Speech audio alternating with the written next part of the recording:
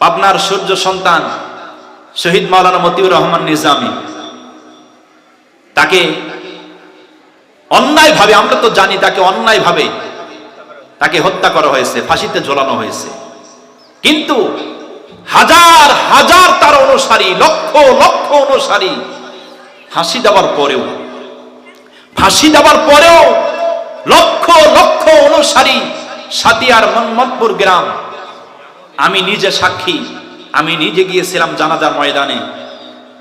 মাঠের মধ্যে যখন জানাজার জন্য জায়গা করে দেওয়া হইল, সেই মাঠে সবে মাত্র মরিচ গাছ হয়েছে, সবে মাত্র মরিচ গাছ, পটলের গাছ, ঝিঙার, এই সবে মাত্র মানে ক্ষেত কোনো মতো জমে গেছে, ফুল ফল শুরু হয়ে গেছে।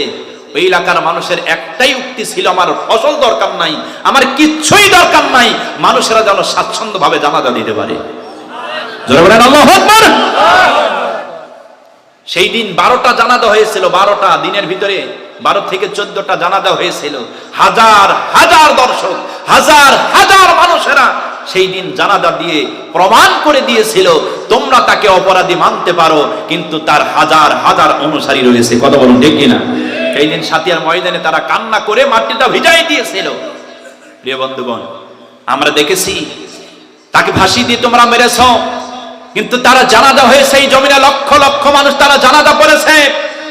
মাওলানা আব্দুস সুবহানকে তোমরা জেলখানার ভিতরে বন্দী করে দিয়েছিলে, তার মরে যাওয়ার পরে, ইন্তিকাল করার পরে লক্ষ লক্ষ মানুষ তারা জানাজায় হাজির হয়েছে। কথা বলো ঠিক কিনা? প্রিয় বন্ধুগণ, শহীদ আল্লামা দিলওয়ার হোসেন সাইদি রহিমাহুল্লাহ, তাকে যখন বিষ প্রয়োগ করে হত্যা করা হলো, হত্যা করা হয়নি, তাকে যখন বিষ প্রয়োগ করে হত্যা করা হয়েছে, আমরা দেখেছি ঢাকার রাজপথে বাইতুল মোকাররমে জানাজা করার জন্য কত চেষ্টা করা হয়েছে, কিন্তু জানাজা করতে দেওয়া হয় নাই।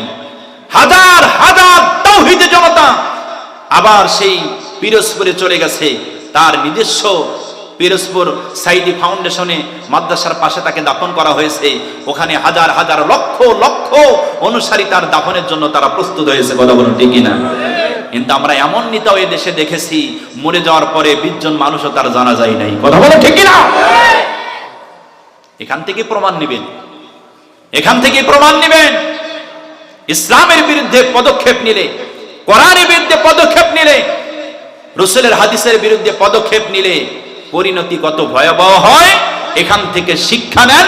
যেটা আজ থেকে 1450 বছর আগে আবু লাহাবের মাধ্যম দিয়ে শিক্ষা দিয়েছেন আল্লাহ পাক। আবু লাহাবের ইতিহাস এটাই, শিক্ষা এটাই। আবু লাহাবের চরিত্র যারাই অবলম্বন করে এই পৃথিবীর জমিনে তাদের অস্তিত্ব বিলীন হয়ে যাবে, তাদের অস্তিত্ব থাকবে না, জানাজায় দাফন করার মতো কোনো মানুষ খুঁজে পাওয়া যাবে না। কথা বলুন ঠিক কিনা?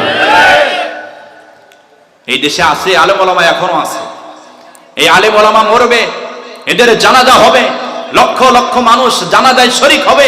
ইসলাম পন্থীরা মরবে, লক্ষ লক্ষ মানুষ জানাজায় শরীক হবে।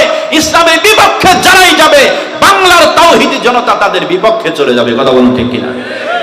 প্রিয় ভাইরা আমার, আমি আর কথা বলতে চাই না, সামনের দিকে আর এগুতে চাই না, অনেক রাত হয়ে গেছে। আবু লাহাবের এই সূরা লাহাবের সংক্ষিপ্ত তাফসীর আপনাদের মাঝে উপহার দিলাম।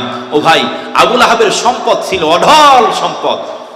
বলতেছেন মা আগনা আনহু মালুহু ওয়া মা কাসাব, সে যা মাল অর্জন করেছে সব শেষ, সব শেষ। কেন?